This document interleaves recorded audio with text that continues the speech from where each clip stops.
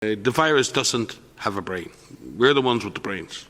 The virus is a very simple biologic entity that can enter a human cell and instruct that cell to make more viruses, which can ultimately kill the person it infects, or at the very minimum transmit to another person. It's brutal in its simplicity. It is brutal in its cruelty. This virus likes people. It likes an opportunity to spread, and if we give it an opportunity, it will. I mean, the goal of a virus is to make more virus. It wants to reproduce. It wants to find individuals to pass between. But it also doesn't want to kill too many, because if it kills its host, then it can't pass to another person. So what we can do to outsmart it, and I think with the tools that we have right now to outsmart this virus. And that this is a difficult moment for the world. But I want to be clear. It's never too late to turn the outbreak around. There are two essential elements to addressing the pandemic effectively. Leaders must step up to take action, and citizens need to embrace new measures.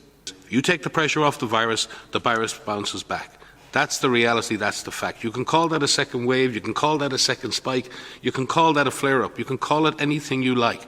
Take the pressure off this virus, the virus will bounce back. I think in too many countries we tend to look for scapegoats. Whose fault is it that the disease is back? Who made a mistake?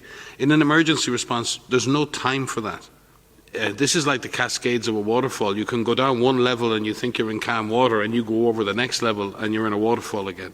So I do think we need to be very, very careful. Calm waters do not mean the storm is over. Every country has had to contend with this disease bouncing back. The question is not, does the disease bounce back? The disease bounces back. It happens. It's a virus. It exploits weaknesses and gaps in our system. The real test is, how do we react to this? And we have to make some difficult trade-offs. Opening schools versus crowded gathering places. We need to make choices. And some of those choices are not easy.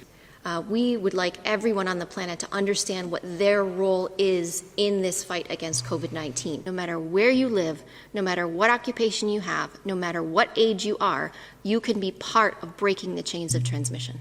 And so we have to do everything that we can to prevent infections and save lives. So do it all. Whether countries or regions have successfully eliminated the virus, suppressed transmission to a low level, or are still in the midst of a major outbreak, now is the time to do it all.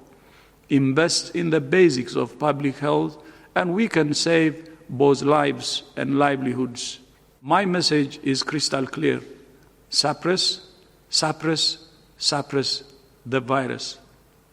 If we suppress the virus effectively, we can safely open up societies.